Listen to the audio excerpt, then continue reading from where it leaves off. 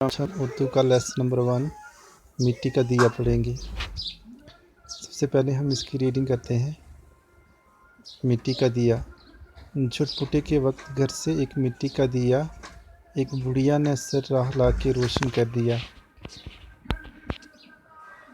تاکہ راہگیر اور پردیسی کہیں ٹھوکر نہ کھائیں، راہ سے آسان گزر جائے ہر ایک چھوٹا بڑا۔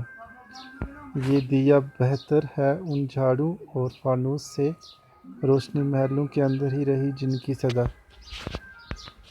گر نکل کر ایک ذرا محلوں سے باہر دیکھیے، ہے اندھیرا گپ در و دیوار پر چھایا ہوا، سرخ رو آفاق میں وہ رہنما مینار ہے، روشنی سے جن کی ملاحوں کے بیڑے پار ہیں۔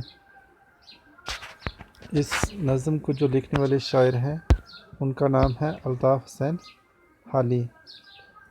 اس نظم میں انہوں نے ایک بڑھیا کے بارے میں بتایا ہے کہ انہوں نے ایک مٹی کا دیا اپنے گھر سے لا کے راہ میں روشن کیا ہے، اور اس سے جو آنے جانے والے لوگ ہیں، جو مسافر ہیں، ان کو کسی بھی طرح کی کوئی دقت پیش نہیں آ رہی ہے، اور ہر کوئی اس کی وجہ سے آسانی سے اپنے راستے سے گزر رہا ہے۔ یہ دیا ان جھاڑوں اور فانوس سے بہتر ہے جن کی روشنی ہمیشہ محلوں کے اندر ہی رہتی ہے۔ اکثر لوگ اپنے گھروں کے اندر روشنی کرتے ہیں، اور باہر اگر ہم گھروں سے باہر کا جھانک کے دیکھیں تو وہاں پہ کتنا اندھیرا ہوتا ہے، اس کی طرف کسی کا دھیان نہیں جاتا ہے۔ تو اس طرح سے ایک بڑھیا نے مٹی کا دیا لا کے راہ میں روشن کیا، اور اس سے راستے چلنے والے مسافروں کی جو دقتیں ہیں وہ کم ہو رہی ہیں۔ آئیے ہم اب اس کے الفاظ میں نہیں پڑھتے ہیں۔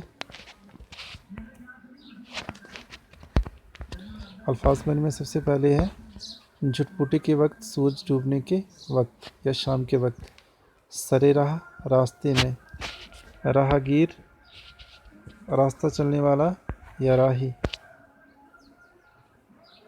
پردیسی مسافر دوسری جگہ کا رہنے والا، جھاڑ شیشے کا بنا ہوا ایک قسم کا شمع دان، فانوس چراغ کی حفاظت کرنے والا شیشہ یا چمنی، صدا ہمیشہ، سرخ رو کامیاب، آفاق افق کی جمع دنیا یا کائنات، رہنما مینار وہ روشنی مینار جو سمندر میں جہازوں اور کشتیوں کو راستہ دکھانے میں مدد کرتے ہیں۔